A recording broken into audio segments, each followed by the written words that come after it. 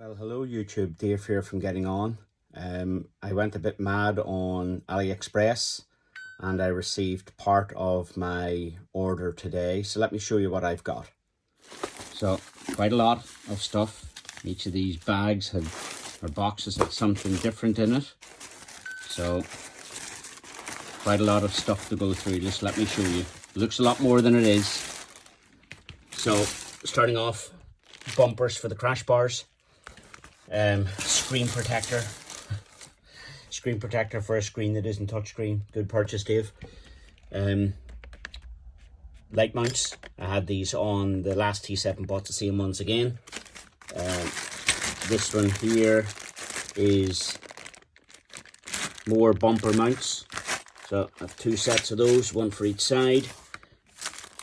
These are the rubber stickers for the side of the bike to help a grip. They are much smaller than I thought they were going to be, but we'll see how they work out. Frame plugs. I thought I ordered one set, I ordered two. A necessity, I think, for the T7 because the headlight is so expensive. It's a headlight protector. I was going to buy the bright yellow one, but I thought it would just look stupid. It's the accessories for mounting it. And I took a punt on these. They were like £3, right? Set of goggles with 3 spare lenses. And then finally, in this batch, engine protection. So I didn't buy the cheapest. I bought this brand, GB Racing. Not that the GB means Great Britain. One thing I have noticed is they are very heavy. So they're not using, I'm going to call it exotic plastic. And they've got left and right full protection.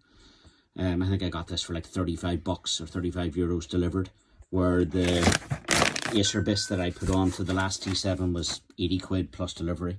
So let me get this onto the bike and show you what the finished product looks like. I forgot this unit, which I'd partially assembled. It came fully in bits. All of the screws and the spacers and the plates were all separate from each other.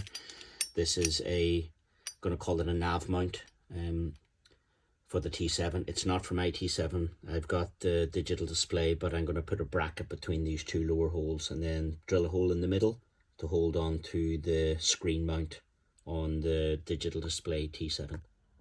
So I fitted the headlight cover, went on very easily. Take off the original 4 bolts, 2 left, 2 right, and fit in the new screws, bolts and spacers that come with the kit.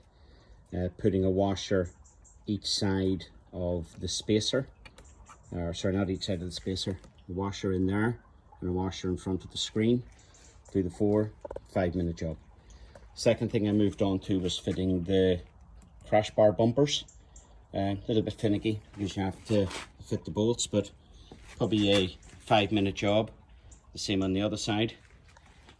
And then fitted these rubber grips to the side panel and the upper side panel. And staying on this side, I fitted the engine protection.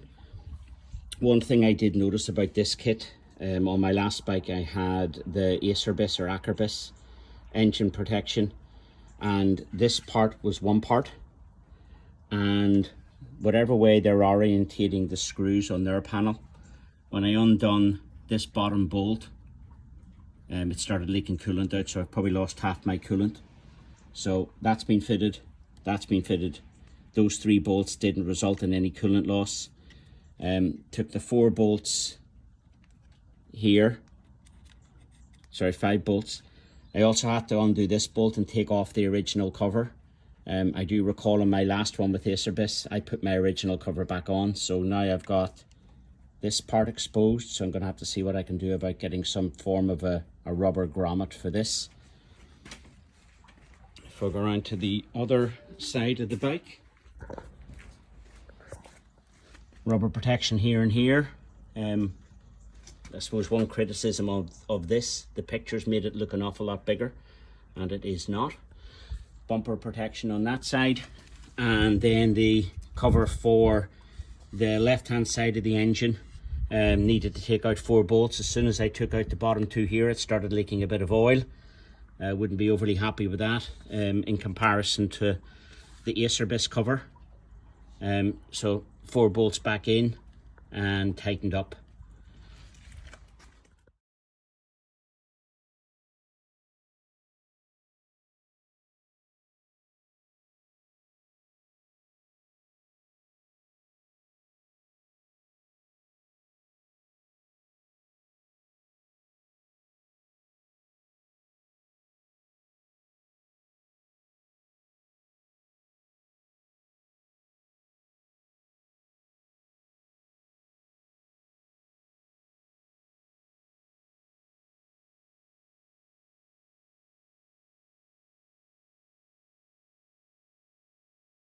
So obviously leaking the coolant out, I need to top it up, and to top it up, I wanted to top up via the top of the radiator, and you can get in here with the side panel on, but it's very difficult to turn it. It was next to impossible. Then I noticed this little screw on the cap, the radiator cap, so that has to be taken out fully before you can unscrew the cap. So the plan this morning is to go and get some more coolant, top it up and get the side panel put back on, and then that is this round of farkling complete. So this is Dave from Getting On. Thank you for watching the video. If you found it informative or you liked it, please give me a thumbs up. And I'm trying to grow the channel and produce content on a weekly or bi-weekly basis. So I'd appreciate some new subscribers, so please hit that subscribe button and hit the bell for the notifications. Thanks, this is Dave from Getting On.